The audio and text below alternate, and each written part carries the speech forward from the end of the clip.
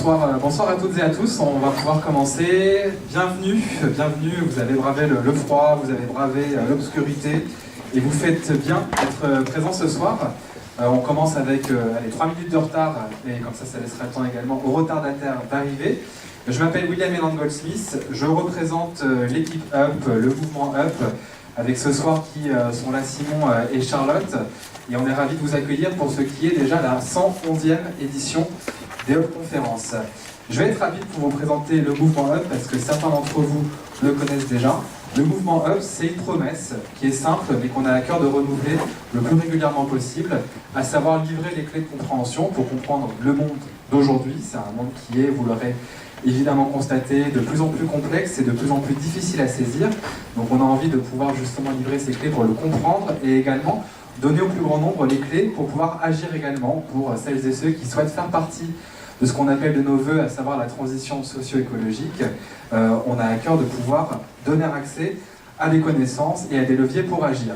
On le fait comment? On le fait à travers 3 outils, des événements comme les UP Conférences qui nous réunissent ce soir, je le disais, 111e édition, chaque semaine à Paris, en région, mais on le fait également avec des productions, que ce soit le magazine UP, que certains d'entre vous connaissent sans doute, mais également avec un livre qui s'appelle Up to You, à travers des vidéos, à travers des podcasts qui permettent de diffuser le témoignage de nos intervenants en dehors des murs des lieux qui nous accueillent pour nos événements. Et puis on le fait également avec un réseau social qui s'appelle Up Campus, qui réunit 130 000 membres et qui donne la possibilité à chacun de pouvoir continuer les échanges au-delà des lieux de conférence et de pouvoir, pourquoi pas, générer des opportunités d'engagement et de pouvoir contribuer également au mouvement UP. Ce mouvement UP, il n'existerait pas, et notamment les UP Conférences, sans le précieux soutien de nos super partenaires, Accenture, Aviva, Bouygues Immobilier, le Crédit Coopératif, la Ville de Paris et Veolia. Certains d'entre eux sont d'ailleurs représentés à la tribune ce soir. Et les UP Conférences sont organisées par le groupe SOS. Si vous souhaitez savoir ce que le groupe SOS, on a un site internet qui est très bien fait, www.up, pardon, ça c'est les UP Conférences, je dis quand même up-conférence.fr et groupe-sos.org. Voilà, je vous avais dit que je ne serais pas très long. Je tenais également à juste signaler pour les porteurs de projets qui sont présents dans la salle, si jamais il y en a, qu'on a un appel à candidature qui est ouvert en ce moment sur un programme qui s'appelle Up Factory. Sur le réseau social Up Campus, vous pouvez trouver toutes les informations pour savoir comment candidater. Il reste quelques jours, donc on vous encourage, pour ceux qui cherchent à avoir des conseils pour se structurer, à faire un tour sur le site et puis pourquoi pas tenter votre chance. Et c'est Up Factory, un programme qu'on est fiers d'organiser avec Accenture, et donc Accenture qui nous accueille ce soir. Et la transition est toute trouvée pour passer la parole à Nicolas Monsara qui va déjà d'une part ouvrir la conférence et puis nous expliquer pourquoi est-ce que c'est un sujet d'intérêt pour Accenture. Et je vous retrouve juste après. Merci, bonjour et bienvenue chez nous. On est heureux de vous recevoir. Alors, je ne vais pas présenter Accenture parce que ce n'est pas très intéressant. Je vais vous donner quelques exemples en revanche de ce qu'on fait dans le domaine du jour, qui est les sujets de la résilience et de tout ce qui est le développement durable. Sachant que nous, notre thème, c'est la transformation en utilisant la technologie. Évidemment, sur les sujets de résilience, ça s'y prête assez bien. Je vais vous montrer quelques photos. En commençant par, dans les villes résilientes, celle qui a probablement s'est posé la question la première et de manière intensive, c'est Singapour, qui s'est dit comment est-ce que je crée une ville et un pays durable. Et je voulais vous citer une petite anecdote, j'étais là-bas récemment pour un projet de santé connectée. Il se trouve que dans le taxi, j'ai demandé au chauffeur de taxi, qui est un Singapourien d'origine chinoise, pourquoi vous êtes à Singapour? Et il m'a dit, parce que it is safe. Et il a commenté en fait ce que ça voulait dire pour lui. Il a dit, la terre est stable, il n'y a pas de tremblement de terre, vous pensez au Japon.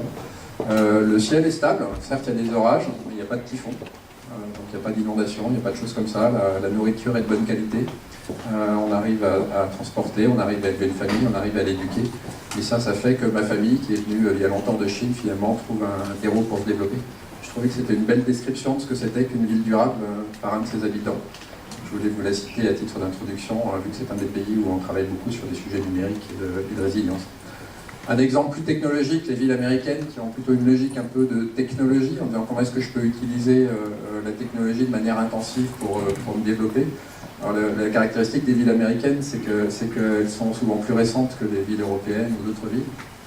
À Chicago, il y a quelques initiatives intéressantes, par exemple sur la durabilité de l'espace urbain. Quand on fait des trous pour mettre des câbles ou mettre des tuyaux, il y a souvent plein de choses qu'on ne connaît pas et qui empêchent quelque part l'efficacité de ces interventions. Et la ville de Chicago se dit, mais comment est-ce que je peux scanner mon sous-sol urbain pour être capable d'avoir une vue de ce qu'il y a dessous, de manière à limiter les efforts de destruction, reconstruction de bouts de ville pour la maintenir, la faire fonctionner mieux. C'est un des exemples de ce que fait Chicago dans une logique d'utilisation de la technologie pour de la résilience et de l'efficience de la maintenance de la ville, j'allais dire. Donc c'est aussi des choses qu'on fait. Un exemple finlandais, je ne me hasarderai pas à prononcer le nom de ce district d'Helsinki qui est bien connu, pour vous citer une des choses sur la résilience que j'utilise souvent comme exemple, qui est comment est-ce qu'on donne un sens à la résilience, comment est-ce qu'on arrive à avoir quelque chose qui est suffisamment général pour que tout le monde se reconnaisse, et d'un autre côté particulier sur chacun des individus. Donc ce quartier, Kalasatama, la responsable du district a dit la résilience pour moi c'est 1 heure de plus de temps libre pour chacun, tous les jours. Et donc ce qui est intéressant là-dedans, c'est que cette heure de plus de temps libre, elle peut être liée à des services à la personne, elle peut être liée à des transports, elle peut être liée à, si vous êtes une personne isolée, vous n'allez pas du tout avoir la même logique de cette heure de libre que si vous êtes une mère de famille ou un étudiant. Et donc j'ai trouvé que ce thème, 1 heure de plus de libre par personne et par jour, ça peut être aussi une belle manière d'illustrer ce que peut apporter une ville, un environnement urbain à ses occupants. Encore 2 petits exemples avant de conclure. Celui-là est intéressant aussi, c'est une photo d'Arabie Saoudite. Si vous suivez l'actualité, vous voyez tout ce qui se passe dans le pays. C'est un pays qui est en train d'essayer d'inventer un futur qui soit assez différent de son présent. Ça n'ira probablement pas de manière très simple, bon, enfin en tout cas c'est quelque chose qui s'y passe.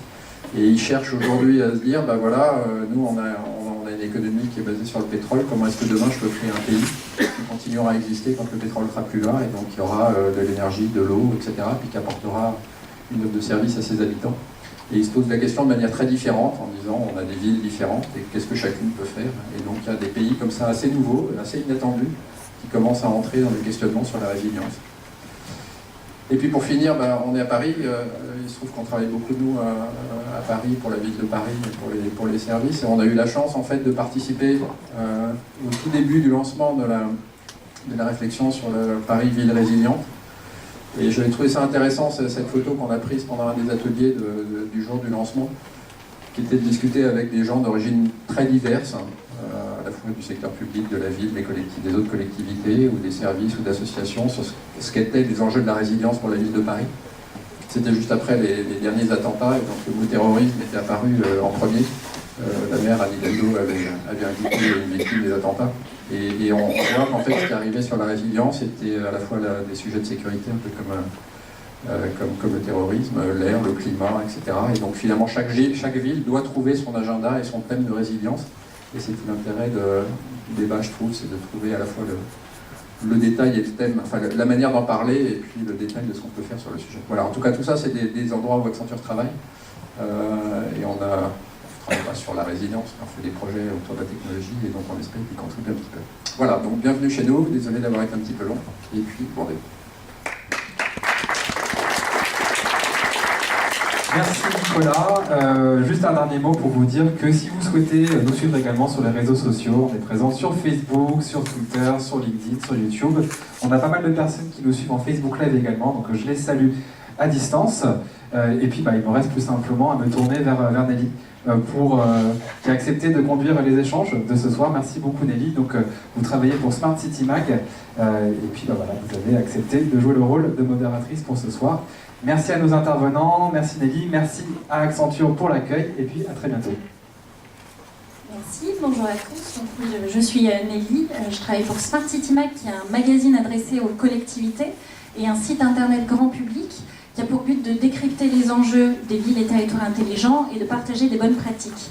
Donc j'ai le plaisir d'animer cette Up conférence sur Demain, nos villes seront résilientes. Résilientes signifiant capables de se relever face aux aléas, aux chocs, aux catastrophes, des villes capables de survivre, de s'adapter et même d'anticiper pour maintenir une forme d'équilibre, un fonctionnement ou un cadre de vie, face au réchauffement climatique, à des attentats à répétition, à une concentration urbaine ou encore à des inégalités sociales. Le contexte d'aujourd'hui nous enjoint de nous pencher sur ce sujet, de l'inclure dans les politiques publiques pour bâtir la ville de demain, une ville plus écologique, plus solidaire, plus collaborative. Une centaine de ces cités, dont Paris, ont entamé ce type de démarche au sein des 100 villes résilientes créées en 2013 par la Fondation Rockefeller, afin d'aider les territoires à devenir plus résilients. Alors, comment mettre en œuvre la résilience? Quelle ville du monde l'intègre déjà? Quel rôle pouvons-nous tous jouer? Faut-il imaginer la résilience à une échelle plus grande que la ville? 5 intervenants vont ce soir nous apporter leur éclairage sur ce sujet. Alors, voici, tout à ma droite, Éric Le Sieur. Éric, vous êtes ingénieur, diplômé de l'école polytechnique. Vous êtes entré en 98 dans le groupe Veolia. Aujourd'hui, vous êtes le PDG de 2EI, je prononce bien. C'est une entreprise rattachée à Veolia qui propose du conseil et travaille sur l'innovation en matière de villes et de territoires durables et résilients. À vos côtés, il y a Marie Touba. Vous êtes ingénieure en génie urbain, auteur d'une thèse intitulée « Améliorer la résilience urbaine par un diagnostic collaboratif, l'exemple des services urbains parisiens face à l'inondation ». Aujourd'hui, vous êtes chargée d'études chez Aegis. Vos travaux sur la résilience ont été prolongés par un dispositif qui s'appelle ROSO. Ça signifie Résilience urbaine pour la soutenabilité de l'aménagement urbain. Il s'agit d'un outil basé sur les systèmes d'information géographique, ou SIG, et dédié à l'amélioration de la résilience. Ensuite, nous avons Gaël Musquet. Vous êtes météorologue de formation. Vous avez fondé la communauté OpenStreetMap France, dont vous êtes aujourd'hui le porte-parole. Il s'agit d'un projet international de collecte de données pour créer une carte libre du monde. Vous êtes également président de l'association Hackers Against Natural Disasters, autrement connue sous le nom de HAND. C'est une association qui mobilise le savoir-faire et les compétences des technophiles pour agir face aux catastrophes naturelles dans les zones à risque. Ensuite, nous avons Antoine Aubinet. Vous êtes architecte, diplômé de l'école d'architecture de Paris-Belleville, également cofondateur de Bellastock en 2006. Bellastock, c'est une association d'architecture expérimentale travaillant sur des problématiques liées au cycle des matières premières et du réemploi et œuvrant pour la valorisation des lieux et de leurs ressources. Et enfin, Sébastien Maire, vous êtes depuis 20 ans dans la gestion des collectivités, que ce soit au sein de l'administration ou en tant qu'élu, diplômé d'un master de management de l'innovation dans les organisations et politiques publiques. Vous avez été nommé en 2015 haut responsable à la résilience de la ville de Paris. Vous y avez piloté notamment l'élaboration d'une stratégie de résilience urbaine présentée le 25 septembre dernier au Conseil de Paris. Alors, en introduction, je vais commencer par une petite indication. Boris Cyrulnik décrit la résilience comme l'art de naviguer dans les torrents. Boris Cyrulnik, psychiatre et psychanalyste.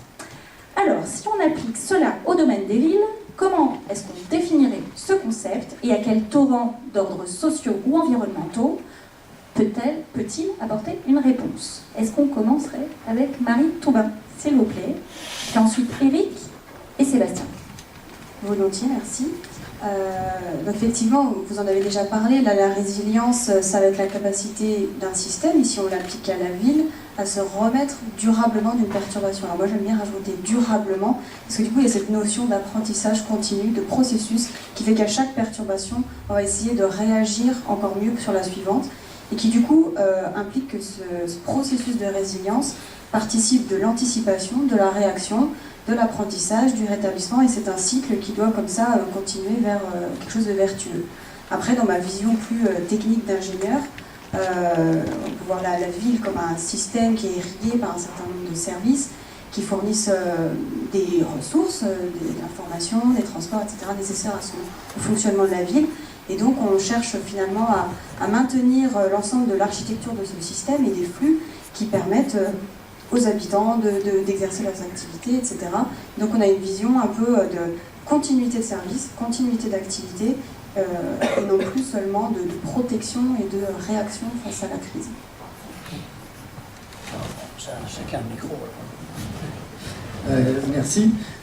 Moi je pense qu'il faut peut-être redéfinir tout cas c'était l'approche que j'ai moi, la résilience avec ces deux niveaux, d'un côté des chocs violents qu'un système est susceptible de subir, et d'autre part des stress réguliers, des chocs lents auxquels un système de même complexité est amené à se préparer.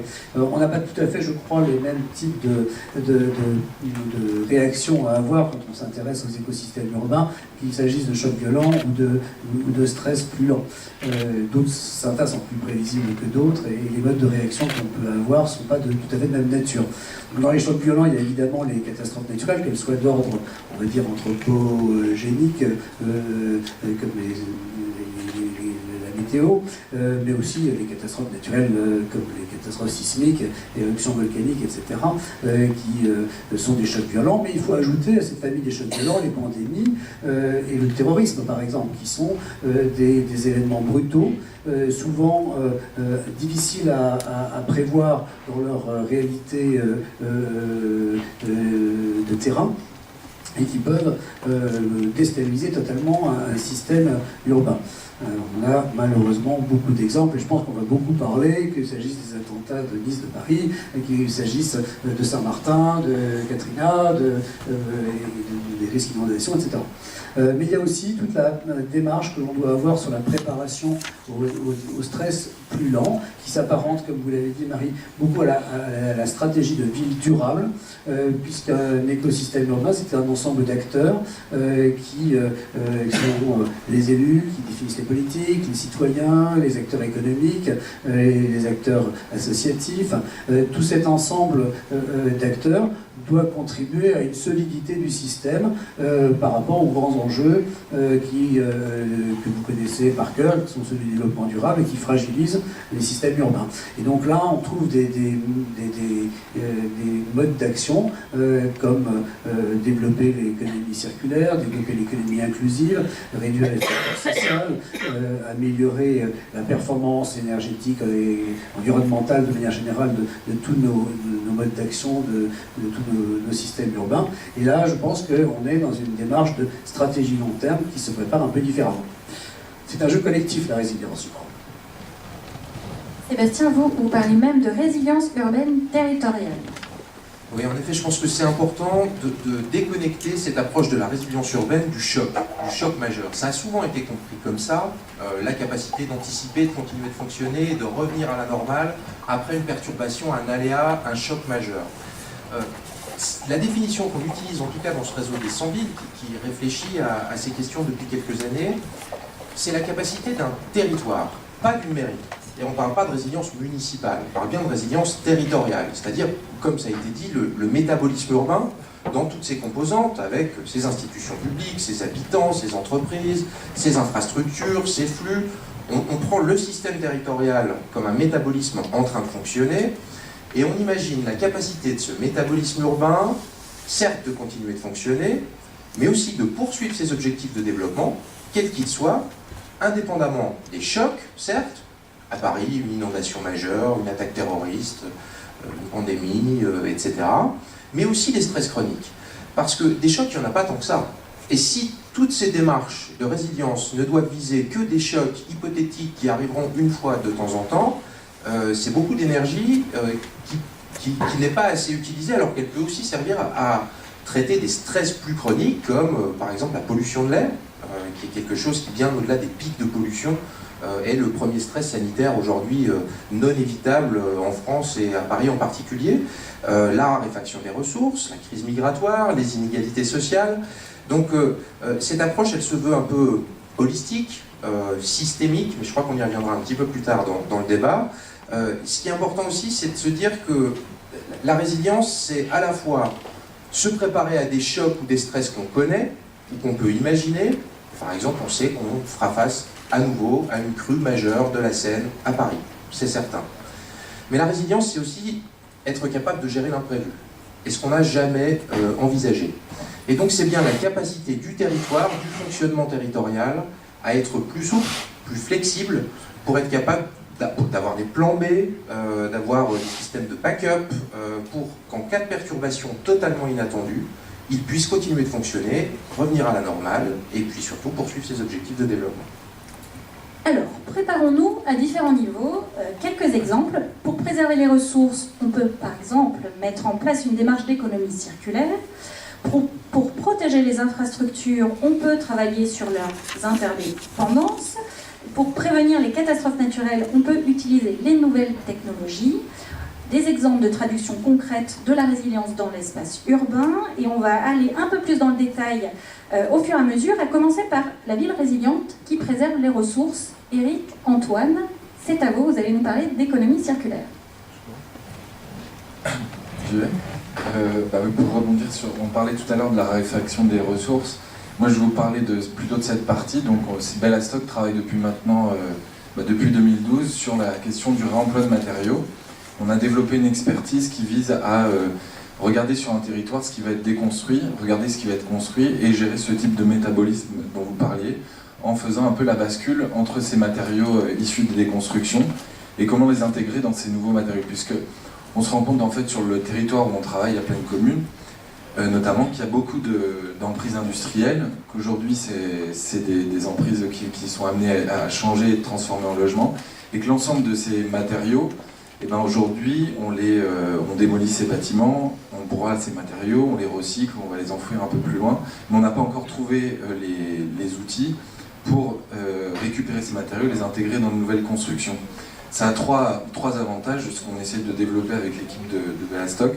La première, elle est écologique, bien sûr, c'est d'éviter toute cette retransformation de matériaux, ces transports de matériaux pour évacuer ces déchets. C'est les mêmes transports qui arrivent pour ramener les matériaux neufs sur les nouveaux projets. Donc ça, c'est assez simple à comprendre. D'un point de vue économique, nous, l'enjeu pour Bellastock, c'est de prouver que le réemploi n'est pas plus cher. C'est un préjugé qu'on essaie de combattre et de montrer que ce que l'on développe en réemploi peut avoir le même coût, voire être à coût égal, voire être moins cher, mais qu'en plus on a réussi à développer au niveau social le territoire. Et c'est ça le point important que Bellastock essaye de porter. Je vais vous citer un exemple simple, comme ça sera peut-être plus facile à comprendre. On travaille au Clos Saint-Lazare, donc c'est à Stein. Il y a un quartier qui est en rénovation urbaine, des tours qui sont démolies et des espaces publics qui doivent être construits bientôt. Nous, ce qu'on va essayer de faire, c'est de récupérer des matériaux de ces tours pour les utiliser dans les nouveaux espaces publics.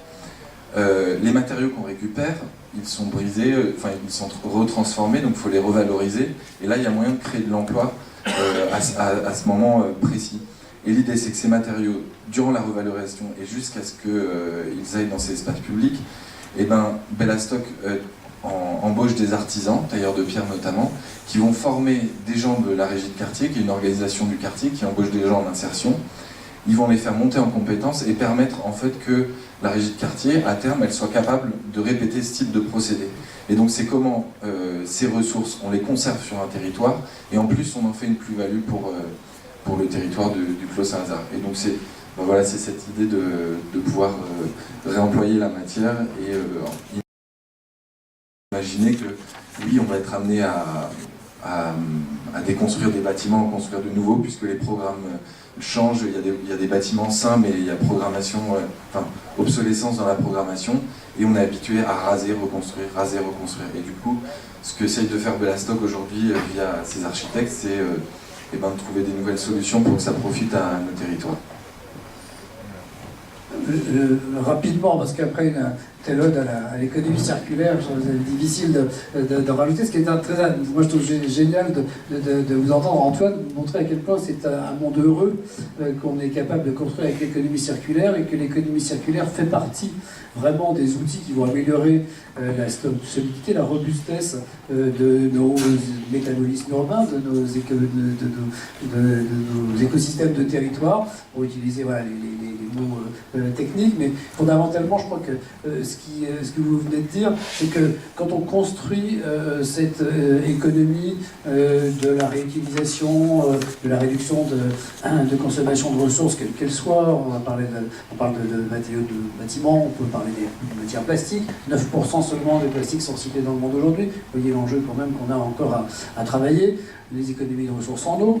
Pour nous, quand même, c'est comme ça que la civilisation maya a disparu au Mexique. Vous n'avez pas géré son eau.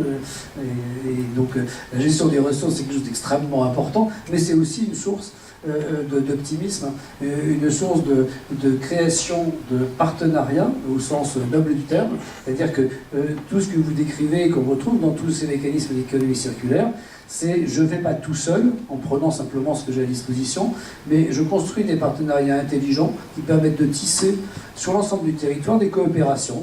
Et si on croit, ce qui est mon cas, je crois le vôtre, que les coopérations des acteurs sur un territoire, c'est un facteur de solidité, de robustesse, donc de résilience, ben on construit une nouvelle économie avec une meilleure résilience et sans avoir le sentiment de se protéger contre une catastrophe qui va nous arriver, mais au contraire, avec le sentiment de construire un nouveau monde plus efficace, plus heureux. Donc je pense, oui, effectivement, que l'économie circulaire et l'économie inclusive que vous avez développée aussi, puisqu'elle permet de créer ces nouveaux partenariats, d'inclure dans cette nouvelle économie des gens qui en sont exclus aujourd'hui, ça c'est un facteur d'optimisme, un facteur de joie, et je pense qu'il faut s'appuyer dessus pour construire nos politiques de résilience. Alors après le sujet de la préservation des ressources, il y a celui de l'interdépendance. Et là, on rejoint ce dont vous avez parlé, Sébastien, qui est l'approche systémique d'un territoire. Et en illustration, il y a le projet ROSO d'Egis qui travaille justement sur la cartographie de ces réseaux urbains. C'est vrai que là, depuis le début, on parle de cette vision systémique d'interaction entre des composants et ça contribue notamment à l'économie circulaire. Alors on pourrait imaginer que ça complexifie finalement le processus, on cherche à optimiser des flux, etc.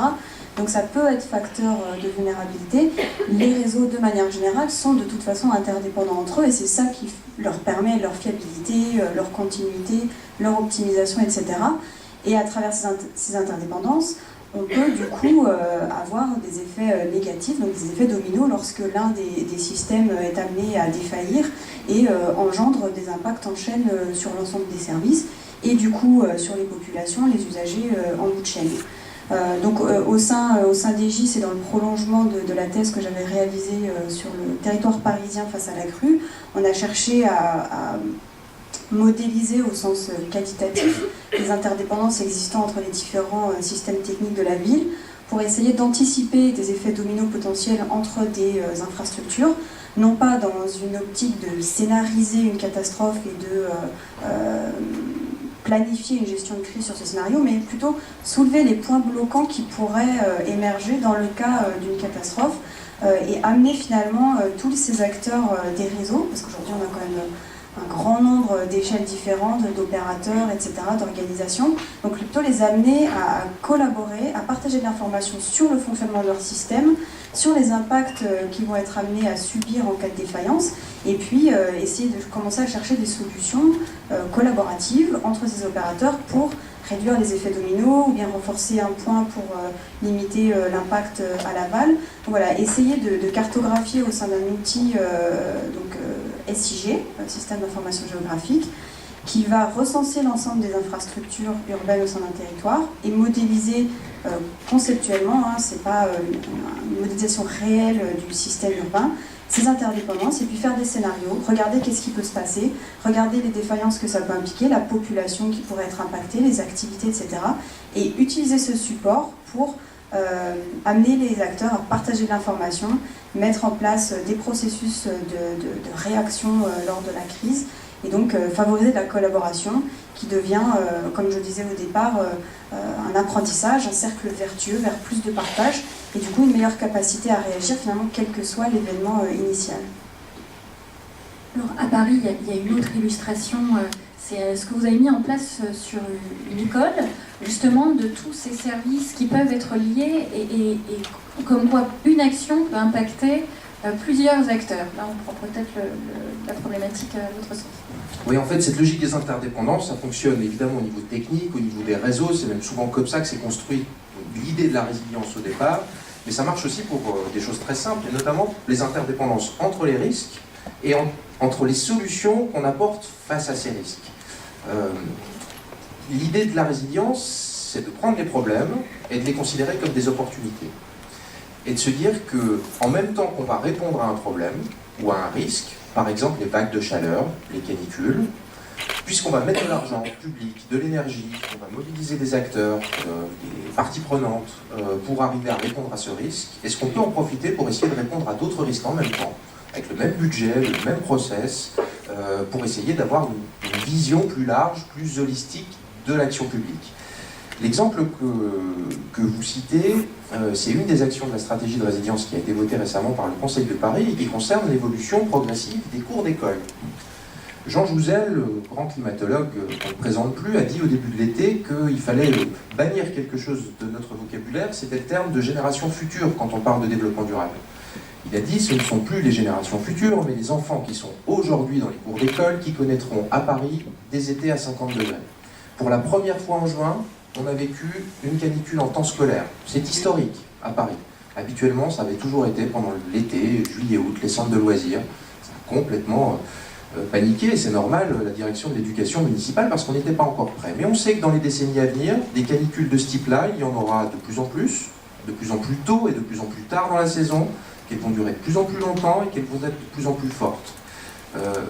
Aujourd'hui, les cours d'école à Paris, si on compte les collèges, elles représentent 800 000 m² de surface asphaltée, bitumée, qui participent massivement de l'effet d'îlot de chaleur urbain, pour l'école elle-même, mais aussi pour les immeubles qui sont autour. Il fait tellement chaud dans les cours d'école que pendant les canicules, on interdit aux enfants de sortir, parce que c'est un barbecue, la cour d'école, s'il n'y a pas des arbres. Il fait 55 degrés, on ne peut pas laisser, pour des questions de santé, les enfants sortir. Donc ils restent sous le préau où il fait 42, 43, ce qui n'est pas satisfaisant non plus. Donc puisqu'on sait qu'on va avoir des canicules à répétition, il faut adapter la ville. C'est ça aussi la résilience, c'est se dire, c'est pas faute que des lanceurs d'alerte parlent du climat depuis plus de 25 ans, en tout cas c'est seulement maintenant qu'on sent qu'il y a une mobilisation générale pour le climat, mais il est trop tard. Donc maintenant on n'a pas le choix, il va falloir s'adapter, en même temps qu'on va continuer à atténuer. Et donc s'adapter, le projet, là c'est de se dire, il faut qu'il fasse moins chaud dans les cours d'école. Donc on va enlever le bitume, tester d'autres types de matériaux, qui est, vous savez, je ne vais pas rentrer dans la technique, mais un albédo un peu moins fort, une couleur un peu plus claire pour éviter de refléter la chaleur, etc. Mais en même temps qu'on fait ça, il faudrait évidemment que ces cours d'école elles ne soient plus imperméables, puisque ces 800 000 m², ils sont aussi complètement perméables, ils ne participent pas du tout de la logique de récupération de l'eau de pluie, de limitation du risque d'inondation, de recharge des nappes phréatiques, etc., etc. Et puis en même temps, puisqu'on va enlever le revêtement, il faut qu'on en profite pour multiplier les questions de végétation. Les potagers peuvent peut-être être par endroits en pleine terre plutôt qu'en bac, ce qui facilitera aussi la récupération de l'eau, etc. Il faut en profiter pour faire pousser des arbres, mais tout en pensant à la capacité de ces arbres à survivre à des températures plus fortes quand ils auront atteint leur croissance, parce que ça c'est aussi quelque chose qu'on doit intégrer maintenant, c'est qu'un arbre ça met 30 ans à pousser, Donc si les arbres qu'on plante maintenant en se disant ils nous feront de l'ombre dans 30 ans ne supportent pas le climat de dans 30 ans, c'est 30 ans de perdu. Donc c'est aussi des nouvelles façons de penser, l'aménagement à long terme de la ville qu'il faut intégrer. Et puis en même temps, l'idée c'est de se dire que l'eau c'est important. Et donc est-ce qu'on peut en profiter pour qu'il y ait systématiquement un point d'eau dans la cour, à la fois pour le rafraîchissement, puisqu'on sait que quand il fait chaud, on arrosera les enfants, ça se fait déjà de manière un peu spontanée par certains directeurs d'école qui improvise de l'arrosage quand il fait très chaud. Et puis aussi, il y a la logique de l'eau comme bien d'alimentation, la logique pédagogique avec une fontaine dans chaque cour, à terme, sur l'importance de l'eau comme bien d'alimentation pour les générations futures. Et puis, en même temps, l'idée est d'impliquer les communautés éducatives dans le design de la cour. Les enfants aussi, même de maternelle, peuvent avoir une idée sur la façon dont ils veulent utiliser leur cours d'école. Donc on est dans la logique d'inclusion, de mobilisation de l'ensemble des acteurs pour qu'ils s'approprient le projet. On en profite pour faire de la pédagogie en même temps, pour les enfants, pour la communauté éducative, pour les parents, sur les enjeux du réchauffement climatique. Et puis il y a un autre enjeu, très fort, qui permet lui de soutenir le lien social, enfin j'y reviendrai juste après. L'idée de ce multiple bénéfice, c'est de se dire, on va aussi en profiter pour, vous savez, des systèmes très low-tech, parce qu'il n'y a pas que les technologies pour faire de la résilience. La technologie, les smart cities, tout ça, c'est très bien, c'est un outil formidable, mais c'est pas le seul. Et il y a des solutions très low-tech qui marchent très bien pour la résilience. En particulier quand il y a une crise majeure, on a beaucoup de chances de ne pas avoir d'électricité, donc si on masse tout sur des solutions techniques, on augmente notre vulnérabilité. Donc il n'y a pas que ça. Par exemple, les systèmes de puits canadiens ou provinciaux qui existent depuis plus d'un siècle, qui font juste circuler de l'air à 1 mètre sous terre, ça coûte rien, ça ne consomme pas d'énergie, et ça peut tout à fait nous rafraîchir un préau ou un dortoir de maternelle. Donc on va tester ça aussi, plutôt que des systèmes très coûteux et ultra technologiques. Et l'idée, c'est de se dire, les enfants étudieront dans les meilleures conditions. Parce que si à terme, les enfants, 2 mois dans l'année, ne peuvent pas étudier parce qu'il y a des canicules, ces 2 mois perdus sur toute une année, c'est gigantesque. Donc, dans les 40 ans qui viennent, il faut que petit à petit, on garantisse les meilleures conditions d'éducation aux enfants la journée. Mais surtout, les écoles, c'est le maillage en service public le plus important qu'il y a dans les villes. Il n'y a pas un Parisien qui habite à plus de 200 mètres d'une école. Tout le monde sait où sont les écoles, parce qu'on y va voter, parce qu'on y a scolarisé des enfants à un moment de sa vie. Et donc, l'idée, c'est qu'après 18h et le week-end, ces zones de fraîcheur serviront de refuge à toutes les personnes vulnérables du quartier par rapport aux canicules. Les personnes âgées, les femmes enceintes, les enfants en bas âge. Et donc, une seule infrastructure, un seul budget, un seul processus, et on sert différentes catégories de population, on mutualise, on optimise. C'est vraiment ça aussi l'esprit de la résilience. Puis le dernier volet du projet, mais qui sera progressif, parce qu'on touche à quelque chose d'extrêmement sacré quand on travaille sur la question des écoles, c'est de se dire que dans une des villes les plus denses du monde, où on manque cruellement d'espace pour que les habitants se rencontrent, tissent des liens, fassent des choses ensemble, renforcent le lien social, ces 800 000 m² sont aussi 800 000 m² fermés au public le week-end.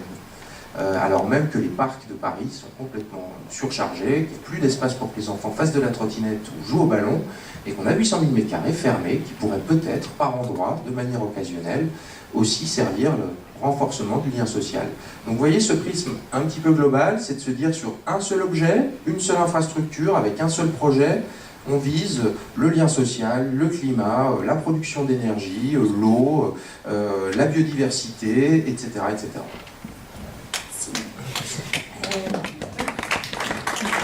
Alors oui, parce que si on peut bâtir une ville résilience avec des solutions low-tech, vous venez de nous l'expliquer fort bien, Gaël Musquet va lui nous expliquer que les nouvelles technologies, c'est bien aussi. Alors, oui, il a raison. Hein. D'ailleurs, je vais en parler tout de suite sur les épisodes récents qui nous ont frappés à Saint-Martin, où effectivement, le premier point de faiblesse, c'est l'électricité. Pas d'électricité, pas de réseau, pas de téléphonie, pas de capteurs, pas de remontée des journalistes, pas de redescente d'informations de la part des journalistes. Enfin, ça a été un des facteurs du chaos, c'est que la technologie n'amène pas forcément de la résilience. Elle est même un facteur de fragilité. La modernité, c'est aussi de la fragilité, parce qu'aujourd'hui, ces réseaux de communication, qu'on le veuille ou non, qu'on ait accès à ces réseaux ou pas, ne sont plus une commodité. C'est plus du confort d'avoir accès à Internet, c'est plus du confort d'avoir un téléphone mobile, ça devient un enjeu vital. Les réseaux arrivent au même niveau aujourd'hui à Porto Rico, à Saint-Martin ou dans les îles de la Caraïbe que l'approvisionnement en eau et en nourriture et en électricité. Pourquoi ? Parce que sans ces réseaux aujourd'hui, on ne sait pas ce qui se passe sur le territoire. On n'a qu'à voir comment Facebook, Google, Tesla se mobilise actuellement sur Porto Rico parce que c'est un laboratoire à ciel ouvert aujourd'hui, vu les faiblesses de l'État américain sur la gestion de cette crise, et à quel point les portoricains aujourd'hui ont été abandonnés, et comment ces grandes entreprises numériques déploient des ballons, déploient des panneaux solaires, des batteries pour redonner en fait du réseau à Porto Rico, pour une raison très simple, c'est qu'on ne savait pas où se situaient les personnes qui avaient besoin d'eau, besoin d'électricité, besoin de nourriture. Donc l'aide humanitaire était bloquée dans les ports. Saint-Martin, on a eu beaucoup de remontées malheureusement de pillage et de détresse et de chaos. Il y a eu aussi beaucoup de solidarité. Et souvent malheureusement que ce côté négatif. Mais Saint-Martin, c'est aussi la Dominique. Ce sont des territoires qui sont frappés par un ouragan, certes, où pour certaines personnes qui ne le savent pas, un réseau téléphonique est dimensionné pour 10% de ses clients. On ne peut pas adresser physiquement et même commercialement, économiquement. On pourrait augmenter la capacité, la densité des antennes relais, mais un réseau téléphonique cellulaire fonctionne pour 10% de ses clients, alors, en temps normal. Quand vous avez vos antennes relais qui sont par terre après un ouragan, c'est 0% très très très vite.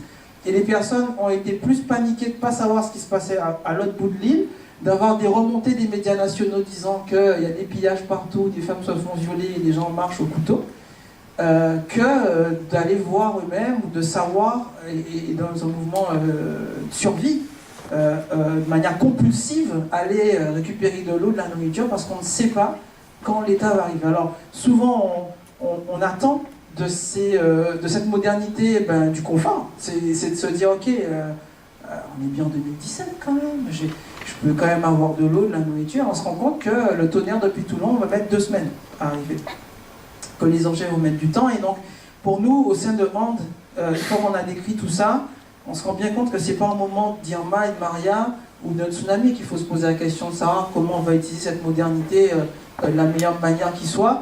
Il faut préparer les crises, et on le fait depuis 2011 avec un exercice qui s'appelle Carib Wave, parce que la France est un territoire, on l'oublie souvent, mais Mère Nature n'est pas tendre avec nous. On a encore des exemples récents, des Provençaux qui par milliers ont quitté leur maison cet été à cause des feux de forêt, près de 100 morts au Portugal à cause des feux de forêt, mauvaise consigne, pas d'entraînement, pas d'information, pas de formation des populations. Et donc, s'entraîner de manière ludique, parce que vous êtes tous ici, je pense, si vous êtes présents là, vous êtes un peu sensibilisés à ces questions-là. Malheureusement, ce n'est pas le cas de tout le monde, et la prévention, la gestion de crise, ce sont des sujets anxiogènes qu'on met sous le tapis.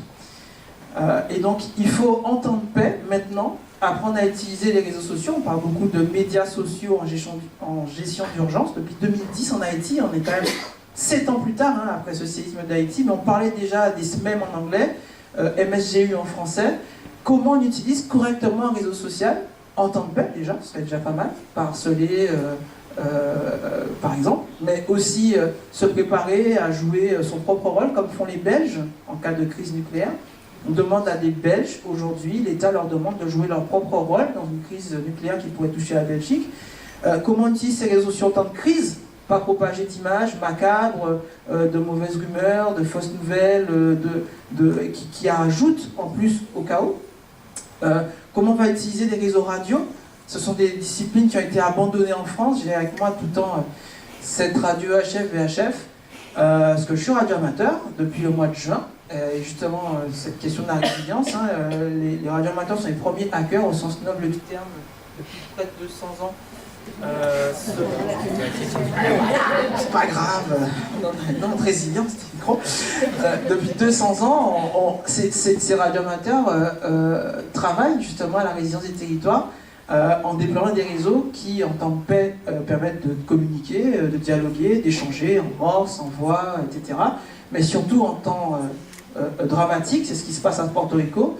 Les 50 meilleurs radioamateurs américains sont aujourd'hui à Porto Rico, focalisés par les ONG sur des points sensibles pour établir ces communications. Ce sont tous ces enjeux-là qui, pour nous, au sein de Hand et des structures dans lesquelles j'évolue, nous sommes sensibles, parce que la technologie, quoi qu'on veuille, quoi qu'on dise, n'est pas une génération spontanée.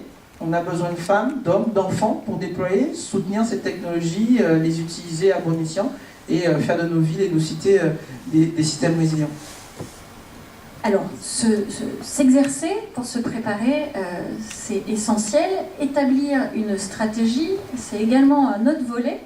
Donc si à Paris, il y a un haut responsable à la résilience en votre personne, Sébastien, d'autres villes ont fait également ce choix. On peut citer Vancouver, on peut citer Boston. Est-ce que ça veut dire qu'à partir du moment où on a un responsable de la résilience et une stratégie de la résilience, tout est envisagé, tout est envisageable et on va pouvoir se relever quoi qu'il arrive? Alors certainement pas, effectivement, parce que ce ne serait pas très résilient de penser comme ça. Tout à fait. La stratégie, par exemple, qui a été votée par Paris, mais c'est la même chose dans les autres villes qui participent au réseau, ça n'est pas de la planification. On ne planifie pas la résilience. Si on savait tout ce qu'il faut faire pour être résilient dans les 30 ans qui viennent, ben on ne serait pas du tout résilient. Parce qu'en 30 ans, on va connaître tout un tas d'évolutions de la société. Il y aura des découvertes technologiques, des découvertes scientifiques, des évolutions sociétales, budgétaires, des événements naturels qui changeront la donne. Et il faut qu'en permanence, on soit en mesure de challenger les solutions, les orientations qu'on juge résilientes aujourd'hui. Je peux peut-être vous donner 2 exemples sur des erreurs qui ont pu être faites par le passé au nom du climat, ou sur cette logique des interdépendances. Je suis tombé, alors d'habitude j'ai ça avec un slide, je suis tombé sur une affiche, une campagne officielle de l'ADEME dans les années 90 qui faisait la promotion partout en France du chauffage au bois dans les cheminées, en disant chauffez-vous au bois, c'est un bilan neutre pour le climat, c'est absolument formidable puisque vous savez le bois qui est brûlé rejette autant de CO2 que celui qu'il a consommé pendant sa croissance, donc si vous voulez être résilient climatiquement, chauffez-vous au bois. À l'époque on ne parlait pas de foyer fermé, hein. C'était pas le sujet, on ne connaissait pas vraiment le sujet des particules fines. Il est arrivé par la suite et aujourd'hui, la pollution de l'air, c'est quelque chose, en tout cas aujourd'hui, qui a des conséquences encore plus graves que le réchauffement climatique aujourd'hui en nombre de morts. Hein. 6500 morts par an à la seule échelle de la métropole d'Île-de-France. Un autre exemple, c'est qu'on dit, pour lutter contre les îlots de chaleur urbains, il faut absolument qu'on multiplie l'eau en ville, la nature en ville, donc on crée, vous savez, on crée des noues, on fait des miroirs d'eau, on veut qu'il y ait de l'eau partout dans la ville, visible, apparente. On veut aussi qu'il y ait de la végétation partout, c'est très positif pour rafraîchir la ville, mais si on va voir, toujours dans cette vision holistique, des collègues par exemple qui travaillent sur les questions de santé sanitaire, et qu'on leur demande quel est le principal risque des décennies à venir, ils sont unanimes, c'est le moustique. Le moustique porteur de pandémie potentiellement mortelle. Le jour où on a un moustique porteur d'une pandémie mortelle, la canicule passera au second plan.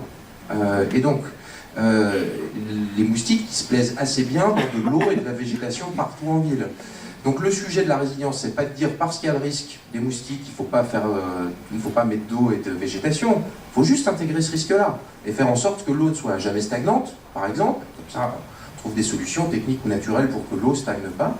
Et puis, comme on est par exemple en train d'enseigner, d'apprendre aux Parisiens à planter eux-mêmes sur leur balcon, à végétaliser la ville, et ben comme l'ont fait d'autres pays comme Cuba, qui a par exemple réussi à éradiquer la malaria en éduquant sa population, on peut tout à fait en même temps enseigner les bons gestes pour éviter la prolifération des moustiques en même temps qu'on cultive. Donc c'est un peu ça, cette logique, c'est de se dire il faut impérativement penser ces interdépendances, et puis se dire que ce qu'on juge juste aujourd'hui ne sera pas forcément juste demain. Et donc on a besoin de systèmes d'évaluation, de contrôle, des résultats et de l'impact des actions qui sont menées et qui soient un peu permanents pour être en mesure de pouvoir se réorienter si on se rend compte qu'on fait fausse route. Donc on reste souple et on n'oublie pas toutes ces parties prenantes, y compris les citoyens qui ont un rôle majeur à jouer dans l'élaboration et l'application d'une stratégie de résilience au sein d'un territoire. Chacun de vous, à votre échelle, vous avez mené des travaux de concertation et avec des exemples, par exemple, à l'île Saint-Denis, en matière de réemploi. Antoine, vous avez réussi à impliquer la population et chacun de vous ensuite pourra donner son point de vue là-dessus.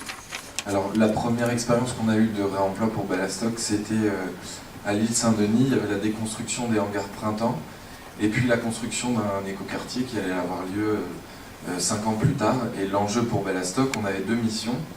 La première, c'était proposer 5 composants d'ouvrage faits à partir des matériaux du hangar.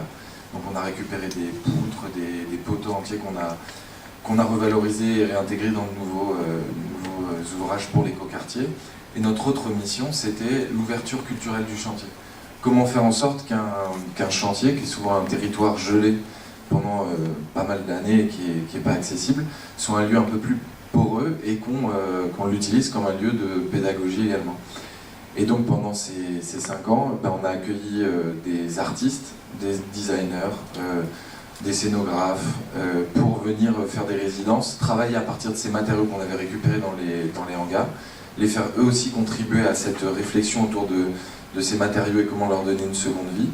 Et il y avait également la population de l'île Saint-Denis, donc les gens qui vivaient sur l'île, qu'on a invité à venir découvrir le chantier, et les personnes qui habitent dans le futur écoquartier. Et c'était une manière de les rendre un petit peu acteurs de ce territoire qui était en train d'évoluer. Et donc c'est une autre mission que Bellastock essaye d'endosser dans ses projets. C'est pour ça qu'on adosse systématiquement à nos lieux où on fait des choses très techniques, un peu scientifiques sur le réemploi de matériaux. C'est aussi un lieu d'ouverture culturelle où on essaye de parler de réemploi avec même une personne qui n'a jamais fait d'archi ou jamais entendu parler de ce domaine. Et puis ça nous permet, nous, de nous nourrir de sa réflexion. et puis d'augmenter, on va dire, l'acceptabilité du réemploi de ces matériaux, puisque c'est bien de faire avancer techniquement ce domaine, mais tant qu'il n'est pas accepté par nous, eh bien, il n'ira pas très loin. Voilà. Merci.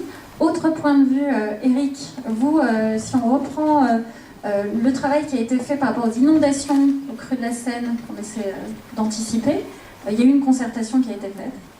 Alors Sébastien en parlerait certainement mieux que moi, mais ce qui est important autour des exercices qui ont lieu de manière récurrente sur les crues centenaires de la Seine, c'est la question de la mise en place des jeux de rôle de tous les acteurs d'un territoire autour de la réaction à un choc. On l'a déjà évoqué, je pense, au cours de nos échanges jusqu'à présent, mais c'est important de rappeler l'importance de la gouvernance des systèmes, et en particulier des gouvernances politiques, pour pouvoir aligner des plans d'action qui doivent être conjugués avec l'ensemble des acteurs du territoire, les entreprises évidemment, mais également les citoyens.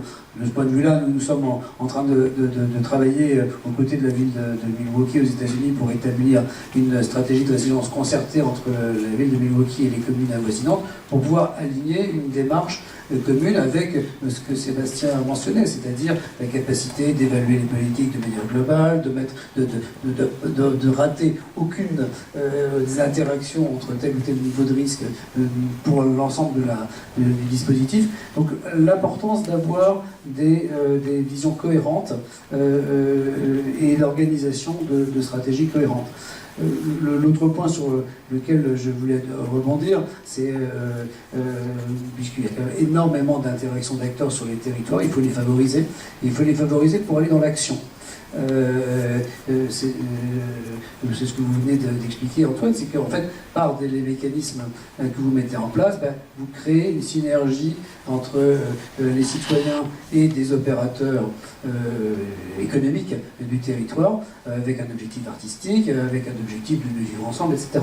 On essaie également, nous, chez Veolia, de participer à des dispositifs de ce type-là, en favorisant l'entrepreneuriat social autour des métiers de l'économie circulaire, où on vit le même genre d'expérience.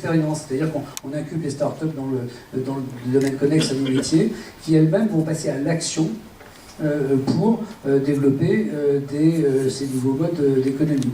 Par exemple, à Toulouse, on a incubé une start-up qui fabrique des maisons en bois low cost pour les populations défavorisées et à partir de bois recyclé. Et nous avons adapté nos filières de recyclage de bois pour leur permettre de s'approvisionner avec la nature des bois dont ils ont besoin pour leur création de maisons. Ces mécanismes-là, je pense qu'ils auront besoin d'être développés de manière très systématique sur les territoires pour une meilleure visibilité, mais aussi pour permettre les coopérations de manière très généralisée et encore une fois avec un objectif et un résultat très rapidement heureux. À Paris, 800 parties prenantes ont été sollicitées justement pour collaborer à l'élaboration de la stratégie. Et il y a également des temps forts qui sont prévus l'année prochaine pour poursuivre cette concertation. Oui, en particulier pour impliquer les habitants. Parce que parmi les 800 parties prenantes, en toute honnêteté, il n'y a pas eu les habitants dans la phase d'élaboration parce que ça a été quelque chose d'extrêmement complexe à mettre en œuvre. Par contre, ça manque. Et l'exemple que donnait Eric tout de suite sur Sequana, qui a été cette simulation organisée l'année dernière, qui a été salvatrice, puisqu'elle a été organisée juste avant un épisode réel. Donc c'était très bien que ça ait lieu juste avant, parce que ça a préparé tout le monde. C'était déjà une énorme avancée, puisque l'ensemble des opérateurs, des institutions ont simulé ce que pouvait donner une crue de la Seine, mais les habitants ne faisaient pas partie. Et ce qu'on propose dans la stratégie de résilience, c'est que lors des prochains exercices, il faut impérativement qu'on implique des vrais habitants, parce que simuler un exercice de ce type-là sans tenir compte quand même du principal sujet qui va être les habitants, ça relève d'une vision qu'on challenge beaucoup dans la stratégie de résilience de Paris, de la culture du risque et de la gestion de crise, très franco-française, qui considère que l'habitant n'est pas sachant et donc que c'est un chien dans un jeu de quilles quand il y a une crise. Le rôle de l'habitant, c'est de rester derrière les cordons de sécurité et nous, institutions publiques, nous savons ce qui est bon pour l'habitant. Et donc, rassurez-vous, on s'occupe de tout. Sauf que, en cas d'événement majeur, ça ne marche pas. et en cas d'événement majeur, multisite, où on a absolument besoin des habitants. Et dans beaucoup de villes du monde et dans beaucoup de pays du monde, on compte sur les habitants, on forme les habitants à ce type d'événement pour que le moment venu, on puisse s'appuyer dans tous les quartiers sur des relais de proximité. C'est une des actions, c'est la première action de la stratégie de résilience de Paris, qui est de créer des réseaux d'habitants volontaires, solidaires, qui soient prêts à se former, à être géolocalisés, éventuellement, l'idée c'est qu'ils soient prêts en cas de crise, mais si on est prêt en cas de crise à venir en aide à des personnes vulnérables, on est aussi prêt à le faire au quotidien. Donc c'est aussi quelque chose qui peut servir le lien social au quotidien. Donc en tout cas, la mobilisation des parties prenantes, c'est fondamental. Ça ne sert à rien d'être résilient tout seul. Et une entreprise qui est résiliente toute seule, une entreprise qui a une super, qui par exemple a construit contre les tremblements de terre, je pense à cette usine Toyota qu'on cite souvent en exemple dans le nord-est de la Turquie, qui avait été construite, mais pour être avec les dernières techniques pour résister au séisme. C'est normal, elle a été construite sur une faille. Tremblement de terre d'Izmir en 99, le plus grave qu'ait connu la Turquie dans la période moderne, ça a marché super. L'usine n'a pas bougé d'un iota, mais elle n'a pas pu rouvrir avant 10 ans, parce que la ville dans laquelle étaient tous ses salariés, il y a eu 17 000 morts, elle a été entièrement détruite, et une entreprise sans salariés, ça n'est plus un business. Donc c'est comme ça qu'on arrive beaucoup aussi à convaincre les acteurs privés de rejoindre ce mouvement de la résilience, c'est qu'ils y ont un intérêt, pas forcément philanthropique, hein, mais un intérêt de continuité de business, tout simplement. Ils ont intérêt, ces acteurs privés, à la continuité du fonctionnement du territoire dans lequel ils sont, y compris pour de simples raisons de continuité de leur propre activité. Et donc ça passe par la mobilisation de tout le monde, et notamment les habitants. Et en s'inspirant de ce qui se passe à l'étranger, si j'ai bien compris, sortir de cette vision franco-française, les citoyens d'un côté, le politique de l'autre et les acteurs publics de l'autre. Est-ce qu'il y a des villes qui vous paraissent particulièrement inspirantes, sur lesquelles vous souhaiteriez mettre un coup de projecteur ce soir en matière de résilience ? Moi, je peux peut-être parler rapidement de ce qu'a fait Montréal, qui est assez en avance en tout cas sur la vision infrastructure, continuité d'activité, maîtrise des effets dominos. Donc ils ont développé un certain nombre de méthodologies depuis plus d'une décennie maintenant, qu'ils appliquent à chaque fois en partenariat avec la sécurité civile, avec l'opérateur d'électricité, d'eau potable, etc. Et c'est quelque chose qui fonctionne, puisque voilà, ça fait 10 ans qu'aujourd'hui ils développent des outils, des plateformes, des échanges. Donc voilà, Montréal, c'est pas non plus le genre de ville qui est exposé beaucoup à des séismes, etc. Mais pour le coup, ils ont la pression annuelle quand même du fait du chaud-froid qui impacte leur fonctionnement et qui nécessite cette flexibilité d'adaptation peut-être au quotidien qu'on n'a plus, qu'on n'a pas ou qu'on devra apprendre de notre côté et qui du coup démontre déjà une capacité à partager de l'information, à savoir mobiliser les bons acteurs pour assurer cette continuité d'activité et qui leur permettra, dans le cas d'une catastrophe majeure, qu'on ne leur souhaite pas, de probablement maintenir davantage leur niveau de service. C'est un exercice difficile auquel se livrer, mais moi j'aurais envie de citer quelques exemples que j'ai en tête.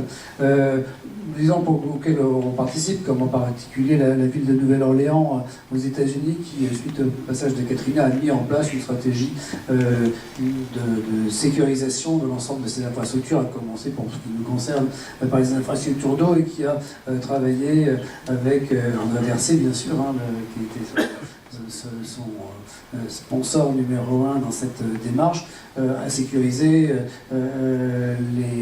l'ensemble de ces infrastructures avec des méthodes de simulation statistique d'ouragan, d'évaluation d'impact financier des différents éléments d'une infrastructure. Nous avons contribué nous-mêmes à identifier le coût des assets, etc.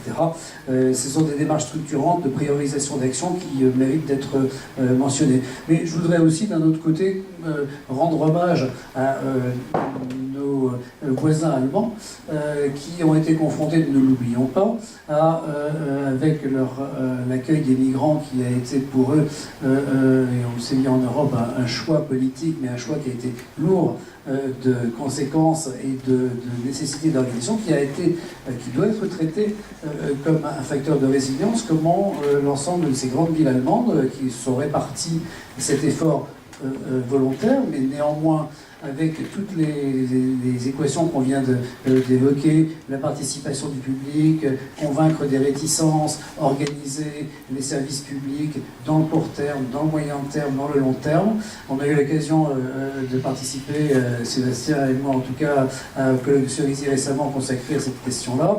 Et les élus de Hambourg en particulier nous ont fait des démonstrations absolument remarquables de leur capacité de préparation, de leur prise en compte du facteur humain, de la prise en compte des réticences aussi de l'opinion publique et de manière de le surmonter, et d'une priorisation des actions dans les différentes échelles de temps qui force le respect. Donc je pense que je voulais le rendre hommage ce soir. Moi, je pense au Chili, au Venezuela. Venezuela qui n'est pas en ce moment très bien vu sur l'aspect politique et financier. Mais c'est un pays qui, sur la simulation de tsunami dont j'ai parlé tout à l'heure, Caraïbes, a des élus, des gouverneurs présents avec la population. Parce que pour le personal branding, ces élus sont sur le terrain avec des enfants, l'armée en train d'évacuer des quartiers entiers pour faire face à des tsunamis. Et ça, croyez-moi, ça marque. Alors on est sur une société qui a une culture différente de la nôtre, mais je pense qu'on peut s'inspirer de cette implication des modèles, le fait d'avoir des autorités politiques dans la rue avec les gens en train d'évacuer, ça a forcément un impact en termes de modèle. Le Chili, Familia Preparada, qui est la plateforme chilienne, on parle de tech, et vous verrez que cette plateforme ensuite dérive très vite sur quelque chose de très low-tech, crayon à papier et papier, un aimant sur le frigo. Vous rentrez votre adresse, l'adresse de l'école de vos enfants, l'adresse du travail de papa et de maman, et Familia Preparada vous fait un petit film qui vous sort un petit PDF avec le lieu de rencontre idéal, où dans la journée on n'est pas forcément à la maison, on est à l'école, et où la famille pourrait se retrouver parce que papa est peut-être mort, maman est peut-être blessée, et puis moi je suis à l'école, je suis confiné avec mon école. Et donc là, cette plateforme vise vraiment avec des magnettes sur un frigo et un bout de papier, un crayon, mais vraiment faire le plan d'évacuation du logement. Donc techniquement, est-ce que vous êtes prêt du jour au lendemain à quitter votre logement face à une situation dramatique? On n'a pas assez malheureusement cette culture du risque en France. Je fais souvent un exercice dans des conférences comme ça, de désolé pour ceux qui m'ont déjà entendu, je radote un peu, qui habite Paris. Très bien. Et de ceux qui ont levé la main, qui connaît dans son quartier les établissements de secours public en cas d'inondation? Vous êtes beaucoup moins nombreux. Et alors, sauf que, comme tu le disais tout à l'heure, cet établissement recevant le public est le lieu identifié par votre commune, votre ville, votre arrondissement, pour vous abriter en cas de catastrophe. Parce que le premier facteur, malheureusement, de crise, ça va être la coupure d'électricité, qui entraînera une coupure d'eau, qui entraînera plein de choses, qui vous fera que vous devrez quitter de toute façon, que vous vouliez ou pas, vous soyez inondé ou pas, votre logement. On sort d'une inondation de la ville de Paris en 2016. Vous avez tous vu les super modélisations 3D de ce que serait l'inondation de Nassel. Et on est 1 an et demi après à ne toujours pas savoir quel itinéraire et où se rendre. Et on est à Paris, on est dans la capitale de la France, on a dû déployer l'armée sur la 10 pour évacuer les automobilistes piégés. C'est parce qu'il n'y a pas de volonté d'évacuer, justement. Alors, très bien. Très bien. La décision n'est pas prise. Très bien. Mon call to action, comme on dit en anglais, c'est en sortant de cette conférence-là, vraiment, et comme on n'a pas de consigne justement, on ne se pose pas de questions en compte sur l'État. Sauf que vous voyez bien que l'État ne sera pas présent. Saint-Martin, je peux vous dire que mes compatriotes, je suis né sur une île où on peut mourir de moustiques, on peut mourir de volcans, on peut mourir d'ouragans et de séismes et de tsunamis. Et le fait d'être insulaire nous a forcément forgé à la résilience. Mais vraiment, réfléchissez en sortant de cette conférence-là, en vous posant la question, je dois quitter mon logement ce soir. Qu'est-ce que j'amène? Est-ce que c'est prêt? Est-ce que c'est sur le devant de ma porte? Où est-ce que je dois me rendre? Renseignez-vous juste en mairie. Vous avez tous reçu, en louant votre logement, en achetant votre logement, un document vous indiquant les risques auxquels vous êtes exposés et qui vous liste normalement tout ça. risque.gouv.fr. On est un pays qui documente beaucoup ces risques, juste pour répondre à la question, La France est un pays qui documente beaucoup, qui a beaucoup de procédures, qui a un super site, risque.gouv.fr, qui vous liste le minimum syndical à avoir en cas de crise, à réagir aux avalanches, aux canicules, etc. Allez-y, faites votre minimum syndical dans un petit sac, renouvelez-le tous les mois, tous les ans, tous les 6 mois, tous les 2 ans, mais faites-le, on ne sait jamais. Et la culture du risque, c'est pas forcément anxiogène. Et alors effectivement, on est, par exemple, la ville de Paris, et là aussi une obligation réglementaire en matière de risque, ça s'appelle le DICRIM. Qui connaît le DICRIM? Mais quand je pose la question à mes collègues à la ville, j'ai pas plus de réponses. Pourtant, c'est la seule et unique réelle obligation réglementaire d'une commune en matière de culture du risque. C'est le document d'information et de communication sur les risques. Je ne sais plus quel est le deuxième I, peut-être risque majeur. C'est un beau document mis en page sur une obscure page du site internet où tout est répertorié, voilà les risques, voilà ce qu'il faut faire. Sauf que je pense que si on regardait combien de fois c'est consulté par an, c'est totalement anecdotique. Et on n'a pas cette culture-là. Pendant des années, des décennies, on peut comprendre pourquoi la culture du risque s'était jugée au niveau politique comme quelque chose d'anxiogène. Ça fait peur aux gens. Donc on ne va pas aller faire peur aux gens. Sauf qu'on n'est plus dans ce paradigme-là. Et aujourd'hui, on sait qu'il y a des risques, tout le monde sait qu'il y a des risques, et les gens ont plutôt envie d'être rassurés, protégés, de savoir comment faire. Et on n'est pas obligé Enfin, évidemment, il faut remplir les obligations réglementaires. Je serais en faute si je ne disais pas ça. Mais en même temps, je pense par exemple à la ville de San Francisco, qui est confrontée à beaucoup plus de risques que nous. Bien plus fréquents, bien plus graves, etc. Mais ils ont développé un système qui s'appelle SF72, auquel participe massivement la population. C'est préparer les gens à rester 72 heures enfermés chez eux, sans moyen de sortir, sans moyen de communication, sans eau, sans électricité, sans toilette, etc. etc. Et donc c'est un programme déjà qui ne dit pas attention, danger, voilà les risques. Ça commence par vous êtes plus préparés que vous ne le pensez. C'est le titre du programme. Déjà, enfin, à l'américaine, d'accord, mais ça aide quand même sur l'approche. Puis ensuite, sur la liste de tout ce qu'il ne faut pas oublier, quelque chose que j'aime beaucoup, c'est anecdotique, mais ça illustre bien l'esprit. Il y a forcément les packs d'eau, les piles, la radio, la pharmacie, l'argent liquide, etc. Et puis en bas, c'est dans la rubrique essentiel en plus. C'est pas comme quelque chose d'accessoire, c'est essentiel. Et comme vous allez être bloqué chez vous pendant 3 jours, n'oubliez pas une bouteille de vin, les jeux de société pour passer du bon temps avec vos voisins. C'est au même niveau que le pack d'eau et que la pharmacie, quoi. Et je pense que c'est plus facile peut-être pour les gens de s'approprier ce type de démarche si on arrive aussi à en parler dans un jargon un peu moins réglementaire et administratif et un petit peu plus proche des gens. Alors, on l'a dit, hein, la résilience, elle se construit petit à petit, en étant proche des gens, et la démarche de ce soir saurait être complète sans un échange avec le public direct. On n'a pas abordé notamment la question de l'échelle, entre la ville et l'État, entre le quartier et la ville. Peut-être qu'il y a plusieurs questions qui vont se poser en ce sens. On va donner la parole.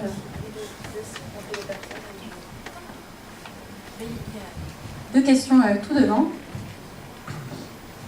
Je trouve qu'il y a une lacune dans votre magnifique présentation. Il y a une espèce de tornade, il y a un cyclone qui balaye la France, et pas seulement la France, depuis au moins 10 ans dans l'indifférence générale. C'est la désertification des centres des petites villes et moyennes villes. Votre débat est très, non pas franco-français, mais parigo-parisien. En fait, la France profonde et même légère est actuellement en train de mourir. Les villes sont en train de disparaître. Les centres-villes magnifiques sont en train de se vider de toute activité commerciale. Donc il y a un formidable problème d'imagination. Comment recréer une identité de centre-ville, comment recréer un esprit finalement d'une vie, d'une cité moderne, petite, quand il y a les supermarchés qui sont en dehors des villes, quand il y a des problèmes de parking, et quand il y a Internet qui derrière, voilà. Donc, moi je travaille sur ce sujet depuis quelques temps, et je me sens très isolé, donc je serais prêt d'avoir votre aide dans ce contexte qui est terrifiant, hein. Des villes comme Melun, même Melun-Bourges, Villefranche-de-Rouergue, je dis un peu tout au hasard, sont quasiment désertifiées et sans espoir de survie actuelle. Les gens cherchent désespérément des solutions. lancez-vous? Alors, je suis guadeloupéen, normand. Je vis en Normandie, mais je suis né en Guadeloupe. Et mon département est passé d'un département très jeune, dynamique, à département plus vieux de France. Parce que les jeunes comme moi sont partis. Travail, et pour plein de raisons, et ont du mal à revenir. Et la question que vous posez, je l'ai vécue sur mon île à Marie-Galante cette année, où j'ai demandé à des enfants, 2 secondes, ce qu'ils voudraient, si je pouvais faire quelque chose, qu'est-ce qui leur permettrait de rester dans ces fameux centres-villes qui sont désertifiés. Et pour moi, c'est encore pire, c'est une île au large d'une autre île qui se désertifie. Et souvent, hein, c'est l'activité qui revient, et ce que disait Sébastien sur la convivialité. J'habite dans une petite ville de Normandie qui s'appelle Vermont, 25 000 habitants, qui, pareil, effectivement, a pas mal de centres commerciaux qui drainent comme ça un peu tout le monde. Le seul moyen, à mon humble échelle, que j'ai aujourd'hui ponctuellement de répondre à ce problème-là, c'est le cheval de Troie de la crise, où j'invite des enfants à venir en bord de Seine, des collèges et des écoles primaires d'un côté, venir voir un peu ce qu'on peut faire au bord de la Seine sur ça. Et aux Antilles, pareil. Utiliser vraiment le vecteur des nouvelles technologies, pas comme quelque chose de destructeur, comme vous le disiez avec Internet. Les gens de l'Internet ont très bien compris, hein, sous ces fameux centres ruraux, le fameux dernier kilomètre par Amazon, il a été très bien compris, c'est qu'ils mettent les colis dans les petites supérettes qui ont été fermées, les bureaux de poste qui ont été fermés, deviennent des bureaux de poste pour la réception de colis, de livres, etc. J'ai pas de réponse toute faite. On a tous un rôle à jouer, effectivement, sur cette question-là. Le seul moyen que moi, à mon échelle, j'ai trouvé, c'est justement utiliser ce numérique-là pour fédérer, accompagner des initiatives locales et un peu créer des richesses locales qui feraient que les gens seraient fixés où ils sont et où ils resteraient, où ils viendraient avoir en tout cas des activités dans ces fameux centres-villes. Moi, je voudrais rajouter qu'on peut espérer, enfin, en tout cas moi j'espère que dans cette société post-pétrole, post-automobile, on va revenir justement à un modèle urbain bien plus compact, avec une accessibilité à pied qui répondra à peut-être des problématiques de rupture des systèmes de transport qui seront saturés, de cette automobile qui nous permet de nous déplacer à outrance. Donc ce serait ça, être résilient, en tout cas modifier cette trajectoire qui s'est infléchie vers une désertification, vers une recentralisation, parce qu'on redescend à un échelon qui soit plus réduit et qui repose peut-être davantage sur les technologies pour aller travailler à 100 km de là, mais j'habite toujours dans mon village où j'y fais mes courses parce que je suis à pied. Les espaces de coworking qui ont eu un essor terrible ces 7 dernières années en zone rurale. Moi, il me semble que la question qui est extrêmement importante que vous soulevez, qui est l'équilibre des territoires, finalement, il y a d'une part la question un peu spécifique au commerce et aux grandes surfaces qui est un problème dans le problème, mais derrière cela, il y a la question de l'attractivité économique de ces territoires après des années de concentration urbaine et d'agriculture intensive. Je pense qu'il faut traiter les 2 problèmes, qu'il y a des choses qui évoluent dans le bon sens aujourd'hui, mais que la question fondamentale à la fin, c'est de rendre cette nouvelle économie dont on parle depuis tout à l'heure aussi un enjeu pour les territoires ruraux et de recréer ce lien entre les territoires ruraux et les territoires urbains. Je vois moi des signes qui vont dans le bon sens. L'incubateur social avec lequel on travaille avec la ville de Lyon est en train d'ouvrir un programme de coopération territoriale justement pour utiliser ces modes de réflexion, vous avez raison, qui sont très urbains. Parce que les gens qui travaillent dans ces domaines-là ont une culture urbaine, ont un point de vue urbain et ont tendance à oublier le monde rural ou semi-rural qui est aux portes des territoires. Mais je pense que moi je suis optimiste dans la mesure où je pense que l'économie numérique peut permettre de raccrocher par des services communs, de la formation commune, de la médecine, de l'assistance aux personnes en difficulté commune. Je pense qu'on peut reconstituer ces liens et reconstituer une activité économique à la définition de Brodel des territoires, c'est-à-dire on a le centre urbain et le territoire avoisinant qui participent du même essor économique. Je pense que c'est vraiment une volonté commune de tous les acteurs pour y arriver, mais qu'il y a des opportunités aujourd'hui, plus qu'avant. Et en tout cas, c'est un sujet extrêmement grave. Je suis bien d'accord avec vous. Alors avant ma remarque, je vais faire une réponse à monsieur. Depuis quelques années, les parcs naturels régionaux ont embauché des personnes pour justement revitaliser les centres-bourgs et arrêter de faire des lotissements qui mangent les terrains agricoles. Ma remarque, c'est d'avoir assisté à une opération de grand cataclysme au large de Bordeaux. Et ma remarque de citoyenne, ça a été de dire quand est-ce qu'on standardise des brancards. Parce que le brancard de la sécurité civile n'est pas celui des pompiers, qui n'est pas celui d'eux, et la seule chose qu'ils cherchent à faire, c'est comme une crêpe, retourner le malade, qui risque peut-être d'avoir des problèmes de vertèbres ou autres, parce qu'il faut récupérer son brancard. Donc la grande question, c'est comment je récupère mon brancard.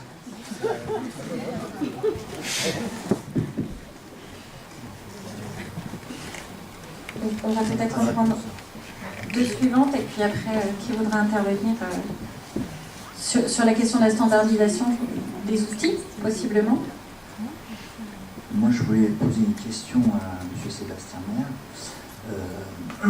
Depuis 2 mois, j'initie sur ma petite commune du plateau de Saclay, qui se trouve en dessous du futur projet Paris-Saclay, Bure-sur-Yvette, pour ne pas la nommer, une démarche de lancement d'une démarche de ville en transition. Voilà, donc je serais vraiment ravi de pouvoir échanger avec vous sur ce point. Donc, j'ai intervenu sur des programmes de requalification de copropriété dégradée pendant 15 ans sur Paris aussi. Plusieurs sujets à échanger. Ma question est la suivante, c'est que voilà, en creusant les documentations par rapport à cette initiative que je lance, j'ai croisé une phrase qui m'a fortement interpellé, qui était qu'effectivement l'autonomie alimentaire de Paris est de 4 jours. Voilà. Donc est-ce que vous confirmez ça? Et est-ce que dans votre programme stratégique de résilience, voilà, ce plan est travaillé? Alors oui, et, merci de me donner l'occasion d'en parler, puis de répondre imparfaitement à cette question territoriale, la compétition entre les territoires. Effectivement, Paris a 4 jours d'autosuffisance alimentaire, si tout va bien. En cas de crise, on considère que c'est plutôt 4 heures.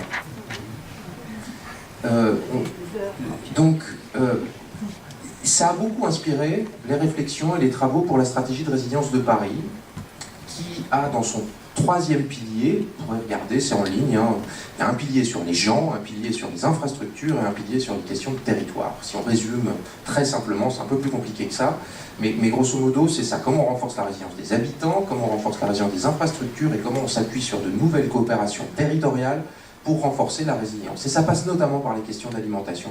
Il y a une action spécifique qui est proposée. D'ailleurs, la ville de Paris va bientôt voter une stratégie d'alimentation durable qui prévoit notamment, qui essaie de prévoir des questions d'approvisionnement en cas de crise. Parce qu'on développe plein de programmes de développement de l'agriculture en ville et tout ça, on peut tous se mettre à cultiver des carottes sur nos balcons, ça ne sera jamais suffisant.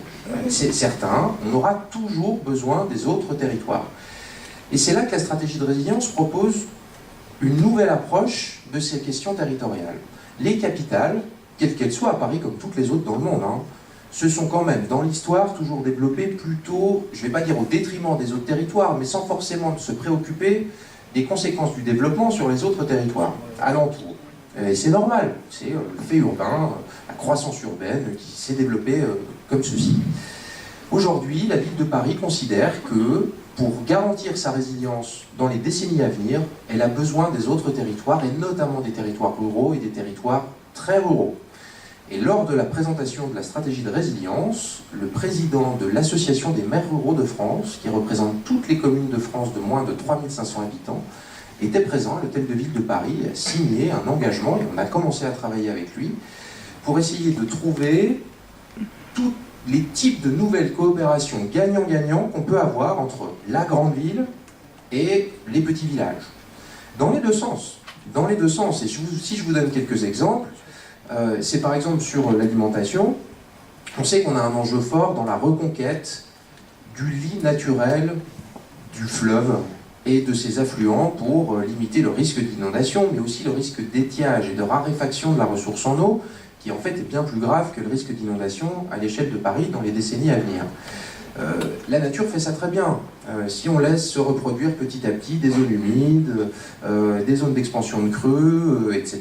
Vous savez qu'une zone humide, c'est une éponge qui capte l'eau quand il y en a trop, qui la redonne quand il n'y en a pas assez, et qui filtre par ailleurs entre les deux, qui purifie l'eau. Il y a des très bons exemples de ce que fait par exemple la Régie publique Hauts-de-Paris, en lien avec des agriculteurs à 300 km d'ici, pour protéger les puits de captage et faire en sorte que l'eau que vous buvez à Paris ne soit pas polluée par des pesticides et tout un tas d'autres intrants, eh bien, la régie travaille avec des agriculteurs pour les accompagner dans la mutation de leurs pratiques culturelles, dans le passage à l'agriculture bio, y compris avec des subventions, avec des soutiens financiers, dans une logique gagnant-gagnant. Et ce qu'on voudrait arriver à pousser à terme, c'est une vision encore utopique, mais sur laquelle on va travailler, c'est de se dire, mais petit à petit, on peut tisser des relations avec les agriculteurs du bassin versant, le long de la Seine et de ses affluents, effectivement pour qu'ils changent leurs pratiques culturelles. Et puis le deal gagnant-gagnant, ça pourrait être qu'on leur achète leurs légumes qui arrivent par bateau à Paris pour alimenter nos cantines, par exemple. Circuit court, pas de camion. Alors il faut trouver des bateaux électriques. C'est un peu ça le sujet, puisque les bateaux aujourd'hui sont diesel, mais on y arrivera. En tout cas, cette logique cette logique gagnant-gagnant entre les territoires, elle est aujourd'hui nécessaire pour une approche de résilience. La résilience, je challenge même au sein du réseau des 100 000 résilientes le terme de résilience urbaine. Je lui préfère le terme de résilience territoriale, qui me semble beaucoup plus pertinent. Et donc, en tout cas, pour répondre à votre sollicitation sur la ville en transition, le projet que vous êtes en train de monter, moi je reste à votre disposition parce que nous avons même une action dans les 35 de la stratégie qui vise à faire bénéficier les autres collectivités et territoires de l'expertise que la ville de Paris a acquise grâce à ce programme international. Nous sommes déjà en contact avec plusieurs autres villes, métropoles qui veulent se lancer dans la même démarche. Et moi, si j'avais voulu donner un exemple de ville intéressante, comme vous posiez la question tout à l'heure, j'en aurais eu plein dans le nord de l'Europe, etc. Mais j'aurais voulu choisir un exemple français. Ah, j'ai pensé à Los Angeles. Los Angeles, et je vous invite à aller voir ce que fait cette commune, avec un maire qui travaille sur ces questions de résilience depuis 20 ans, mais c'est la résilience post-industrie minière. Et la capacité dont un territoire dévasté économiquement a réussi à se remettre en s'appuyant sur ses habitants, en mobilisant ses habitants pendant des années, avec des ateliers, de participation, etc. Et c'est un magnifique exemple de résilience qui, alors pour le coup, là, c'est pas le concept à la mode qui buzz en ce moment, dont on entend parler, ça fait 20 ans qu'ils travaillent dessus. Et d'ailleurs, on va essayer de coopérer avec eux, mais dans l'autre sens. Ce sont des choses à nous apprendre, ils ont 20 ans de pratique. Alors, le département, ça fait département. Pas-de-Calais, j'entends. Bonsoir. J'ai une question par rapport aux acteurs qui interviennent dans la résilience. Vous avez parlé des citoyens et vous avez parlé d'impliquer les citoyens. Et je me demandais si on ne pourrait pas aller un peu plus loin et laisser l'initiative citoyenne. C'est-à-dire permettre cette... Oui. C'est justement une des actions de la stratégie. D'accord. C'est juste que j'ai pas... dans les questions qui sont posées. Oui, j'ai pas trop entendu parler de ça, de comment il peut y avoir une initiative citoyenne, comment l'intelligence collective peut être mise au service de la résilience, et un peu, et vous avez nommé l'esprit hacker, comment on pourrait partir des réseaux distribués, pas centralisés, bon, tout ça. Et de cet esprit hacker de do it yourself et tout ça. Voilà. C'est vrai que moi je suis vraiment issu de la société civile, je suis un ancien fonctionnaire, mais j'ai quitté la fonction publique justement pour vraiment travailler sur ces questions-là qui n'étaient pas entendues à l'époque. Moi je suis hacker, mais en fait, toutes les initiatives dont je vous ai parlé, donc en l'occurrence la simulation de tsunami dont je parlais, Carib Wave, je l'ai fait à la base parce que la France ne s'implique pas dans cet exercice-là, qui réunit quand même 41 États et territoires dans la Caraïbe. Et on est l'un des rares pays qui pourtant est touché par des tsunamis, et pas uniquement en Outre-mer. Hein. On peut avoir aussi des tsunamis en Méditerranée, Valoris, Jean-les-Pins, Nice, sont des territoires où on peut avoir des tsunamis, pour plein de raisons. Et comme l'État ne faisait pas cet exercice et n'impliquait pas les citoyens, on est tous partis en délégation, et tous les ans on part à Marie-Galante, fait cet exercice, une espèce de Koh-Lanta numérique, où on fait nous-mêmes, entre citoyens, entre hackers, community managers, développeurs, radioamateurs, cet exercice, jusqu'à présent, sans soutien de l'État. Avec du crowdfunding, on a aussi, on est en plein travaux en ce moment sur un lieu qui s'appelle l'Ermitage, en Picardie, 31 hectares, 21 bâtiments, qu'on est en train de racheter. C'est un ancien hôpital qui était tenu par une communauté de lépreux.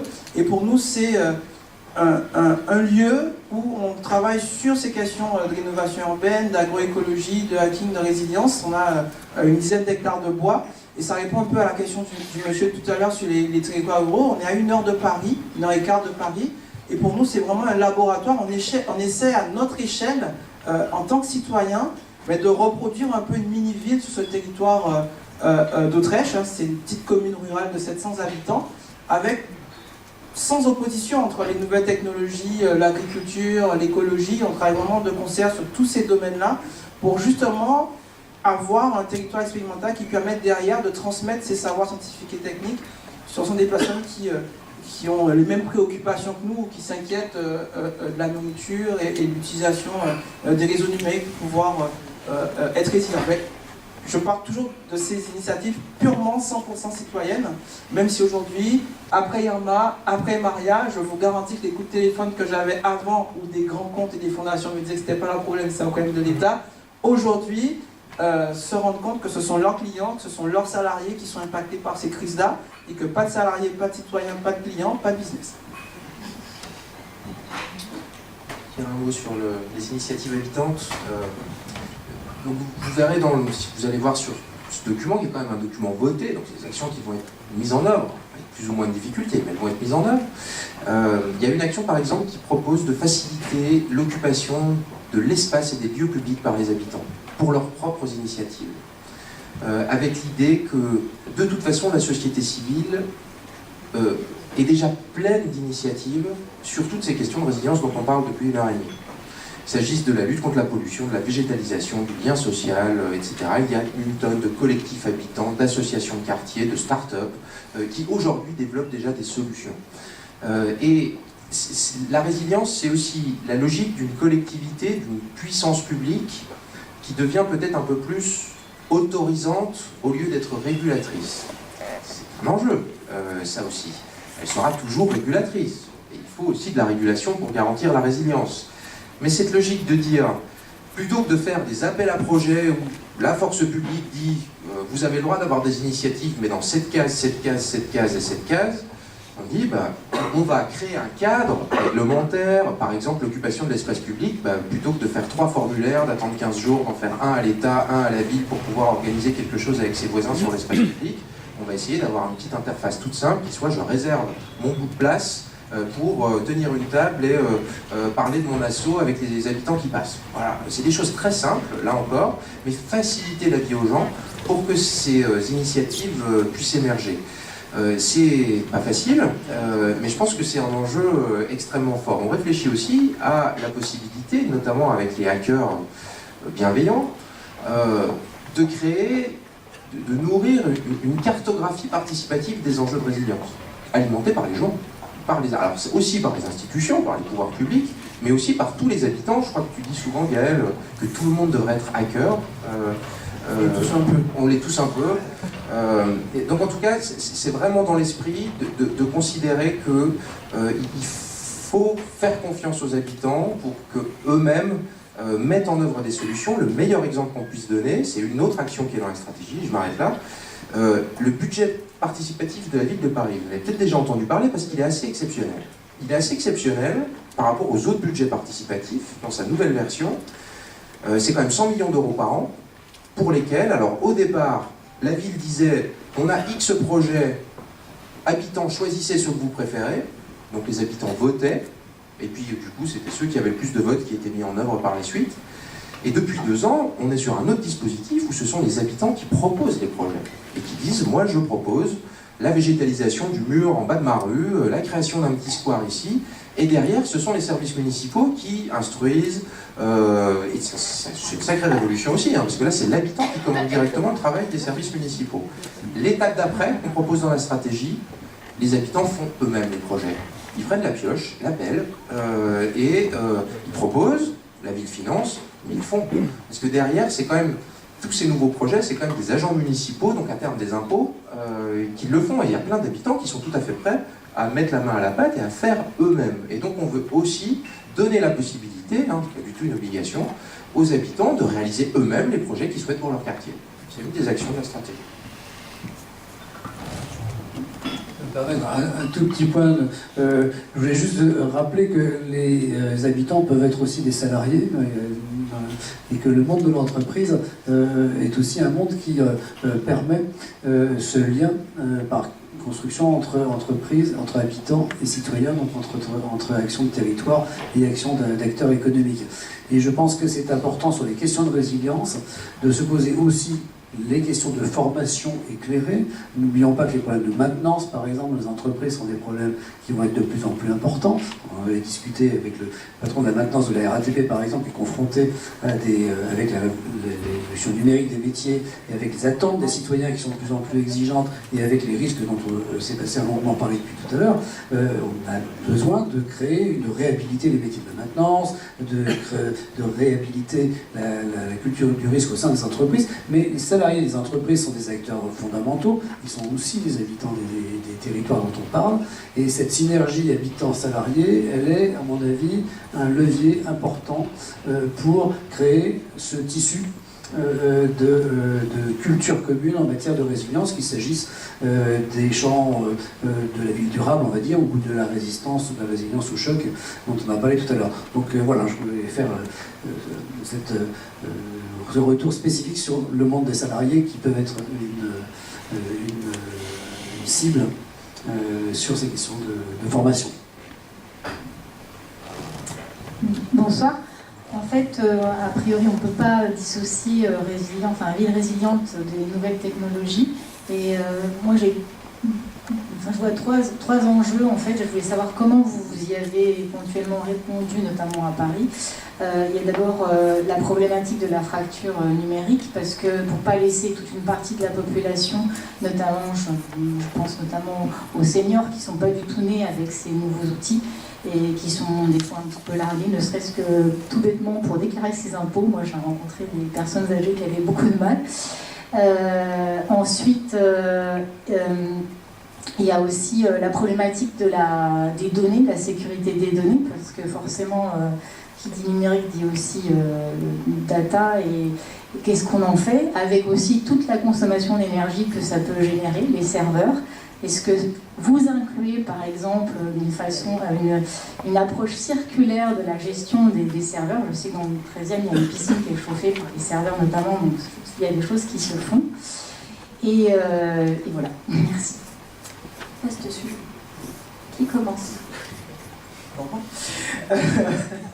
Alors, dans le cadre des exercices que l'on organise avec And, effectivement, on s'appuie énormément sur des logiciels libres et qui permettent justement de garder un peu, même à titre individuel, c'est un peu cette petite souveraineté individuelle de maîtriser son infrastructure ou de faire confiance en tout cas à des personnes, à des communautés de citoyens, d'entreprises qui travaillent à la vertu d'un code source qui permettent de faire tourner des services comme par exemple OnCloud, par exemple, qui est un petit cloud personnel que vous pouvez avoir sur vous pour dématérialiser votre permis, vos papiers d'identité, etc. Ça participe pour nous de cette indépendance, à la fois des grandes plateformes du web qui sont inaccessibles après une crise, et qui permettent derrière continuer à faire fonctionner demain, ce qu'on a vu en Haïti, titre de propriété, après la destruction partielle de son logement, les polices d'assurance, etc.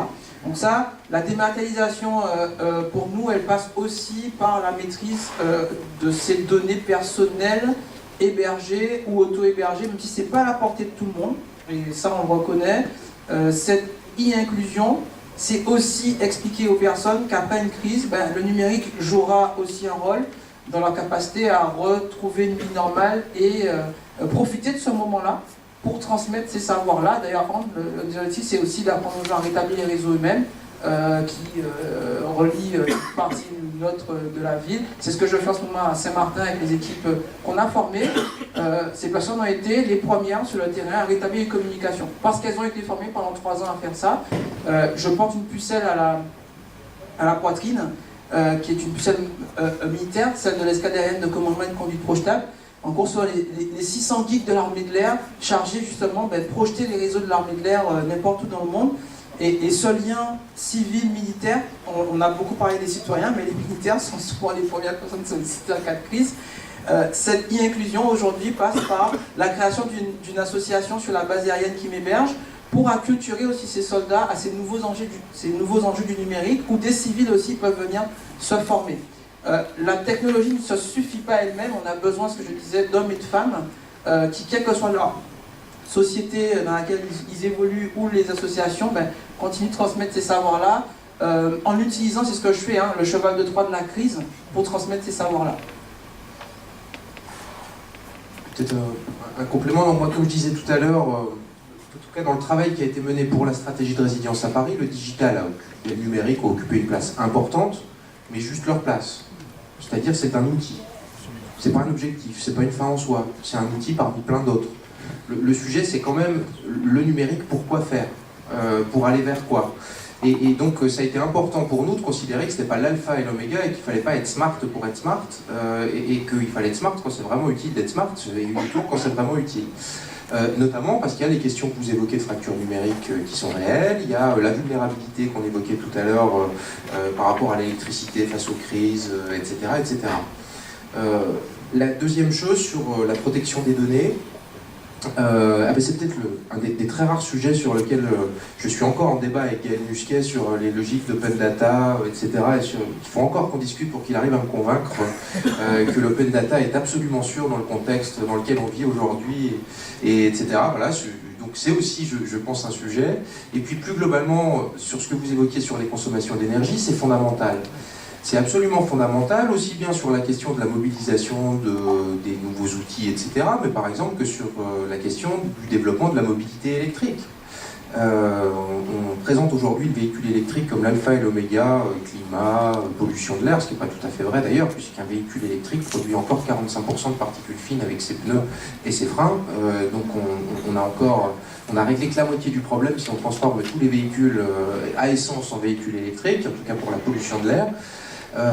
Mais on a une action qui prévoit justement un travail un peu de long terme avec tous les opérateurs énergétiques pour essayer d'avoir des scénarios de mix, de ce que sera l'évolution des consommations énergétiques dans les 10, 20 et 30 ans à venir et le mix énergétique alors disponible. Parce que vous savez que par exemple Paris s'est engagé à sortir du carbone d'ici 2050. Plus du tout d'avoir d'énergie carbonée d'ici 2050. Mais si toute l'énergie doit être électrique, d'où vient cette électricité, etc., etc. Donc c'est un chantier. Je pense qu'aujourd'hui, les scénarios qui avaient été élaborés par des assos comme Megawatt, etc., restent tout à fait pertinents, mais en même temps, ça va tellement vite au niveau technologique, ça va tellement vite au niveau des nouvelles solutions, des nouvelles mobilités, etc., que ça a forcément des conséquences sur les consommations. Et notamment les consommations en pic. Vous savez que le vrai sujet des consommations d'énergie, c'est la pointe. Et, par exemple, si on développe les véhicules électriques, le vrai sujet, c'est est-ce que les usagers voudront pouvoir recharger leur voiture en 2 heures, et dans ce cas, il faut reconstruire une dizaine de centrales nucléaires, ou alors accepteront d'avoir une recharge lente qui dure 8 heures la nuit, et dans ce cas-là, on peut peut-être l'absorber avec ce qu'on a. Cette question du changement de comportement aussi, qui doit accompagner les nouvelles mobilités, absolument fondamentales. Et c'est tout à fait valable pour la data, les serveurs aujourd'hui, en termes de production de CO2 et de consommation d'énergie, c'est monstrueux. Oui, je voulais poser la question concernant la stratégie de résilience de la ville de Paris, s'il y avait une concertation avec la région, si la région en a une, malgré le contexte politique qui existe entre les deux, parce qu'en fait, on voit bien qu'il y a les problèmes de transport avec le style, l'agriculture, etc. Donc ça me semble difficile qu'il n'y ait pas, dans tous les cas, une synergie entre les deux. Vous avez tout à fait raison, et cette concertation doit être renforcée, et c'est prévu. On a beaucoup travaillé avec la métropole du Grand Paris, un peu avec la région, mais effectivement, il est fondamental de travailler avec toutes les échelles concernées. Les échelles sont très différentes en fonction des sujets, mais attendons de voir peut-être ce que le président de la République va annoncer d'ici quelques jours sur son Big Bang territorial au niveau de l'Île-de-France, et peut-être que là on verra qui sont les acteurs, à quelle échelle, et on reprendra la concertation. Je voulais juste rebondir par rapport à ce que vous disiez sur effectivement l'augmentation encore effectivement de la consommation et de la demande énergétique. Dans effectivement les 3 piliers fondamentaux de la démarche de ville en transition. L'un des piliers, c'est la notion de descente énergétique. C'est un vaste programme, mais c'est l'un des piliers fondamentaux. Et on va vous laisser en discuter de manière informelle, parce qu'on m'a fait signe qu'on n'avait plus le temps de manière formelle, mais vous allez pouvoir échanger plus profondément sur le sujet. Quelques mots de conclusion. Rapidement, je vais reciter Boris Cyrulnik. Je vais vous dire qu'il estimait qu'il n'y a pas de réversibilité possible après un traumatisme. En revanche, il y a une contrainte de métamorphose. Alors à nous, entreprises, acteurs publics, chercheurs et citoyens, de faire en sorte que grâce à la concertation, la ville et les territoires résilients passent de chenille à papillon. Bonne soirée.